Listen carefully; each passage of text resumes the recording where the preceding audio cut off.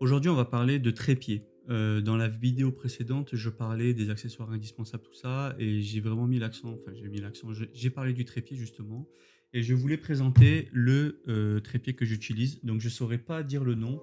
Sirui, je pense. C'est un trépied qui est vraiment ce qui me correspond parfaitement. Mais juste avant, je vais essayer de donner un peu les critères qu'il faut pour choisir un bon trépied. Ce qui fait avant tout quand on choisit un trépied, c'est sa stabilité. Et sa stabilité est soumise à deux autres critères qui sont la légèreté ou du moins le poids du trépied et aussi sa hauteur. Parce que plus un trépied sera haut, éloigné du sol, plus en haut il aura tendance à avoir des vibrations.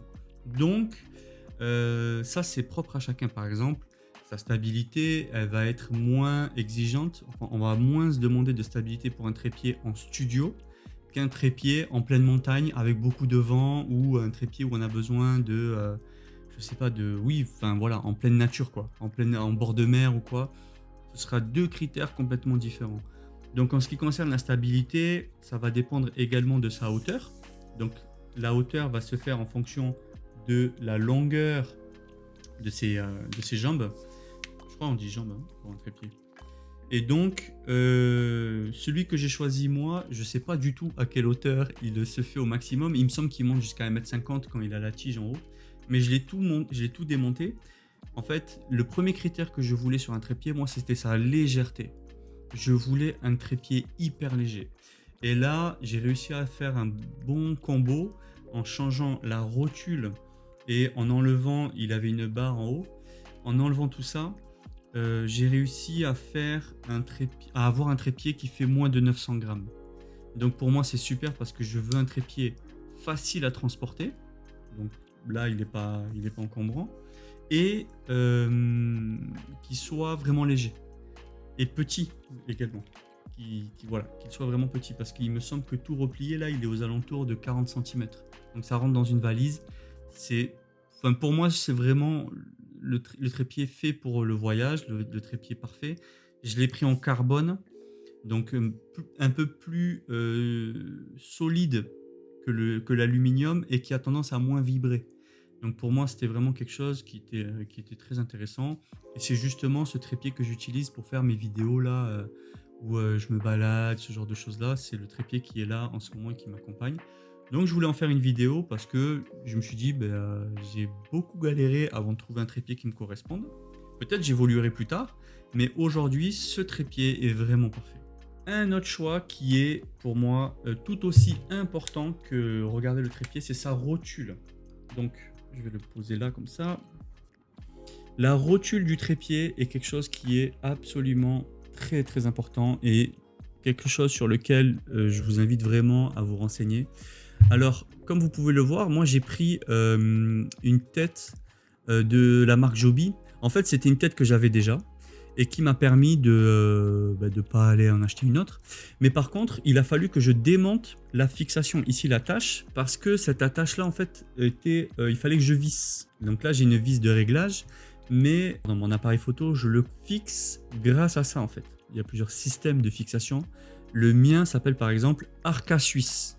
C'est le mode qui correspond à ce système de fixation, le capture. Donc, ce que j'ai sous mon appareil photo, c'est une attache Arca Suisse. Et du coup, il fallait que ça rentre là-dessus, mais aussi sur ça.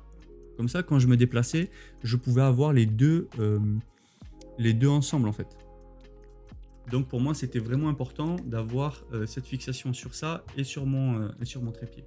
Voilà, c'est pour moi très important que vous sachiez quel type de tête vous voulez avoir sur votre trépied, parce que cette tête-là, en fait, va être tout simplement ce que vous allez le plus manipuler. Parce que le pied, une fois qu'il est replié, il bouge plus, mais la tête, il y a différents, je vais vous mettre en photo là, il y a différents types de têtes et il faut choisir en fait vraiment l'utilisation que vous en faites. Et un des derniers points qui est également assez essentiel, c'est la capacité de poids, de support, de charge, la capacité de charge que votre trépied est capable de supporter. Effectivement, c'est quelque chose qui est très important parce que votre appareil va être dessus et il faut tout simplement être capable de le supporter.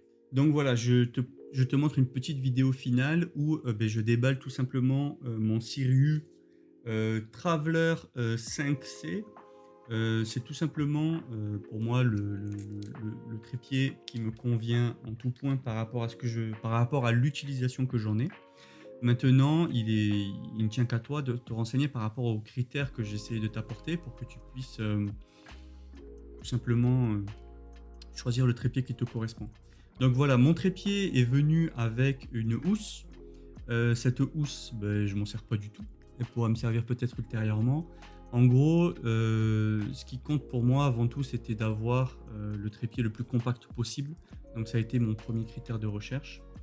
Et comme tu peux le voir dans la vidéo, le trépied, une fois déplié, était, était beaucoup plus grand que le petit machin là, le petit bidule que j'avais à côté. Donc pour moi, c'était vraiment parfait. Voilà, j'espère que cette vidéo t'aura plu. N'hésite pas à me dire tes remarques ou tes critères par rapport à un trépied, s'il y a des choses que tu regardes en plus. En tout cas, pour moi, voilà, c'était vraiment le modèle parfait. Si tu veux que je développe un peu plus, que je parle un peu plus de ce trépied, ben, tu me le mets en commentaire. En tout cas, d'ici là, faites des vidéos, faites des photos, amusez.